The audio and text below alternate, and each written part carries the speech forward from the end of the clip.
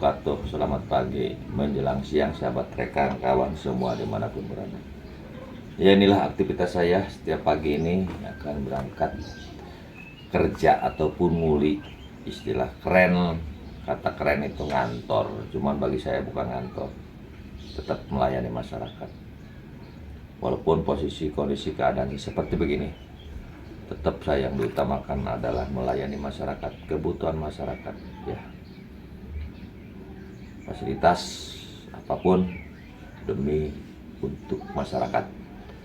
Tonton terus video saya, jangan lupa subscribe dan bantu share ke rekan sahabat teman dimanapun berada.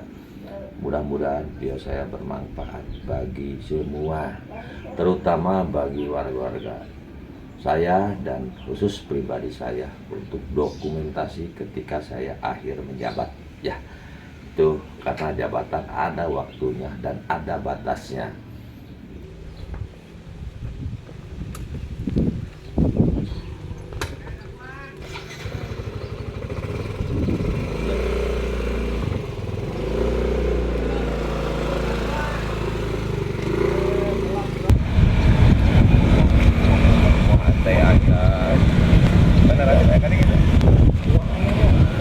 Ini ke kemarin kau bilang cari emak terus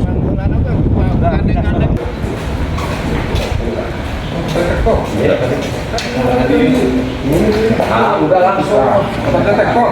Aduh, ngotot.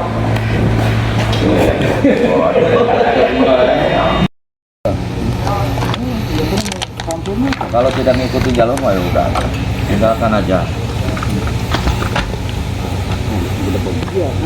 Sering ada, tadi itu sering itu direct nyebar. Komentar, barangkali bapak komentar. Pak Haji, saya selalu buat yang di Hong Kong, Taiwan, sekarang kan lagi badai. Oh gitu. Iya, di Hong Kong. Yang penting saya selalu lah jaga kesehatan baik-baik. Soalnya di Hong Kong nih lagi badai nih, angin topan dan badai melanda. Dari Indonesia Nino, Nino. Dan harap tenang, jangan terlalu riskan, jangan banyak pikiran.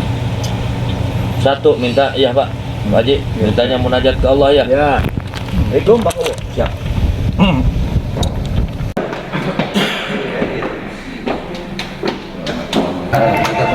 Catat semua, tinggal tanda doang. Catat. oh baik kereta apa bu? Allah musim ini tahu kemana? Gue udah sadar.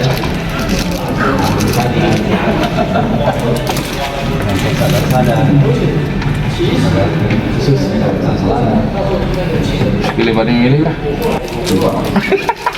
Kan baik lah. Oh saya. Ya lah. Ngopi tengah. Sebelahnya. Lembang itu mah. Siap enak kan tutut. Ini Pak. Ini Pak. Iya. Daftar hadir ya sahabat.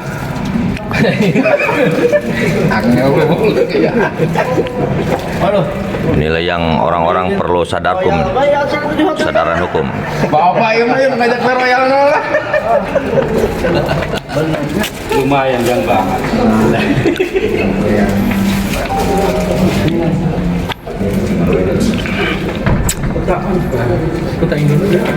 Warahmatullahi wabarakatuh. Waalaikumsalam warahmatullahi wabarakatuh. Saya hormati Pak Camat, mungkin satu kecamatan dengan saya Tipa Kidulan, Panawangan. Yang saya hormati Bapak dan Ibu Kepala Desa serta perangkat yang hadir, Pak Ulis. Alhamdulillah kita pada saat ini bisa berkumpul dalam rangka dengan hukum ataupun kegiatan yang sifatnya atau pembekalan untuk kita semua. Dan dari 15 kepala desa atau paku yang di Kecamatan Jati 7, ternyata juga ada Sri Kandinya 1. Betul. cocok juga dengan nama desanya kan gitu. Putri. Terima kasih Bu, Ibu harus minimal 30% Bu, tahun depan harus ada yang jadi nemenin Ibu kan itu.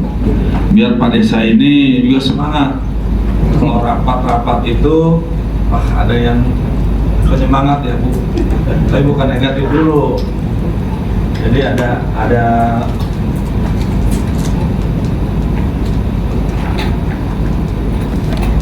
penyemangat kalau rapat-rapat di kecamatan ataupun di mana-mana, karena namanya bapak-bapak pasti fokusnya beda gitu kan gitu.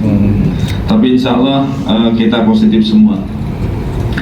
Bapak dan Ibu yang berbahagia, merupakan suatu kehormatan bagi kami Kejaksaan Majalengka diundang oleh Pak Camat, tentunya atas dukungan dari Bapak dan Ibu Kepala Desa.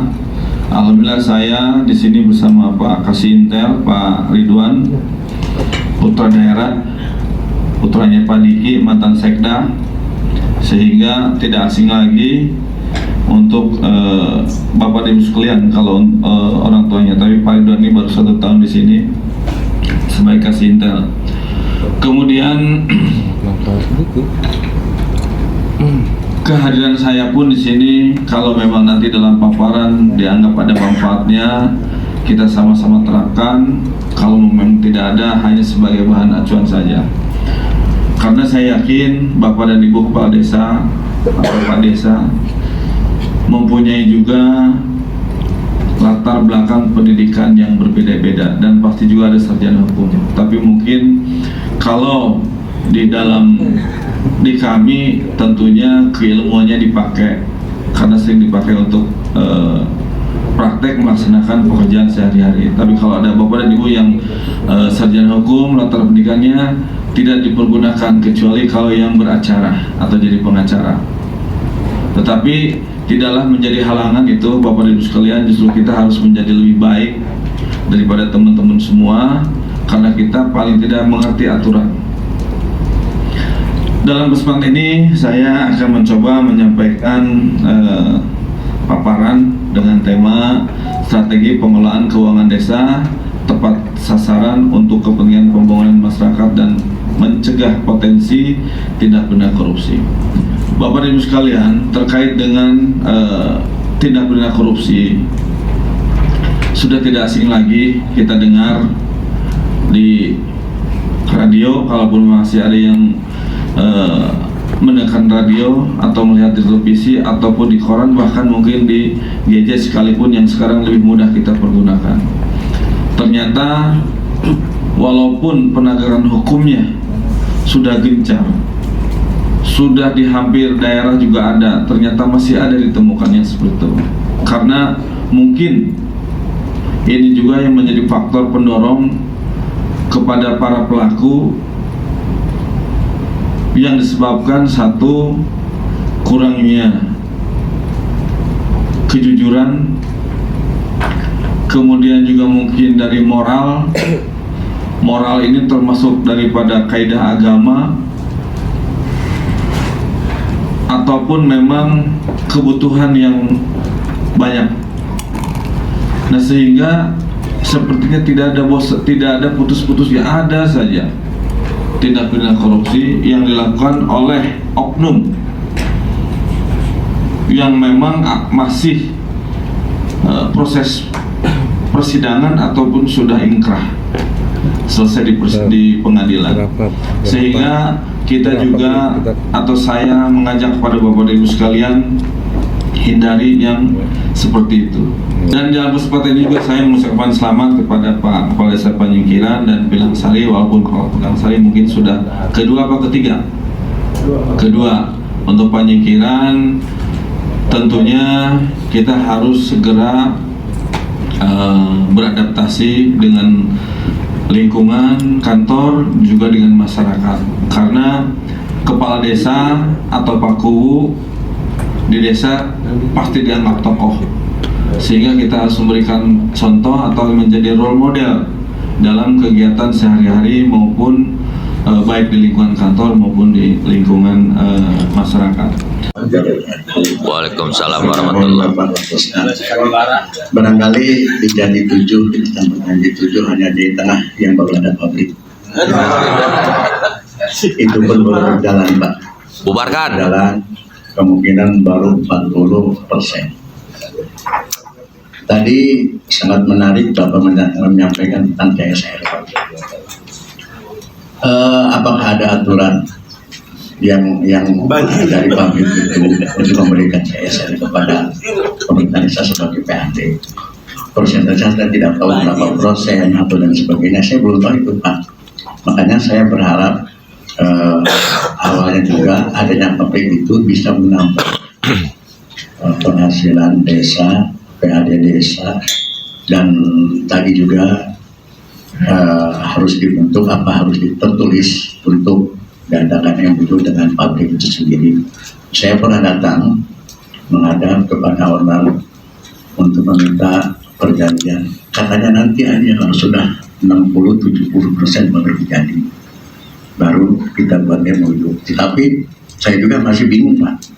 Tadi saya katakan berapa persen untuk desanya.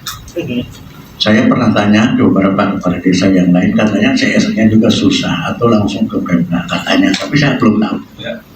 Nah, apakah desa nanti berapa, untuk Pemda juga berapa, itu saya tidak tahu, belum tahu, Pak. Jadi mohon penjelasan biar nanti desa di tengah PAD-nya lebih banyak lagi. Amin. Saya lain kalah. Amin. Bisa. Terima kasih saja, Pak. Jadi intinya itu. Yang kedua, apa yang harus saya lakukan? Apakah perjanjian itu dibuat sekarang atau nanti sudah jadi produksi? Terima kasih, Pak Ikan. Sebenarnya bahasa biok anak buah lainnya pamong desa termasuk lembaga-lembaga itu sesuatu hal yang harus sangat bijak sekali dilaksanakan. Nah, yang terjadi di desa saya ini terutama menyangkut lembaga. Ada salah satu lembaga yang sangat vital, misalkan LPM. Nah, ketika kami mengangkat LPM, ternyata setelah bekerja beberapa kali itu istilahnya mutu dan kualitasnya itu sangat kurang sekali. Artinya dia itu lebih condong kepada yang kurang pas lah dengan. Cuman ketika kami akan memberhentikan itu ada dilematis yang ada di kami. Maksudnya kalau diberhentikan ini bakal gini-gini, kalau enggak bakal gini-gini. Nah, akhirnya langkah kami untuk sementara itu seolah-olah nggak terlalu sangat dilibatkan. Nah, yang jadi takut bagi kami itu bagaimana nantinya kalau dia misalkan seolah menggugat, kenapa saya ketua LPM atau gimana tidak pada fungsinya misalkan. Ini sebenarnya bagaimana kebijakan kami untuk menyikapi hal tersebut. Karena kalau kami libatkan justru bagi kami itu sangat merugikan. Nah, saya kira juga ada Pak Ulis di sini ya. Ini sangat-sangat dilematis sekali. Sedangkan orang itu istilahnya kalau kita pandang misalnya ya cukup punya potensi untuk berbahaya gitu, Pak. Terima kasih. Mungkin hanya itu. Wabillahi taufiq wal hidayah. Assalamualaikum warahmatullahi wabarakatuh.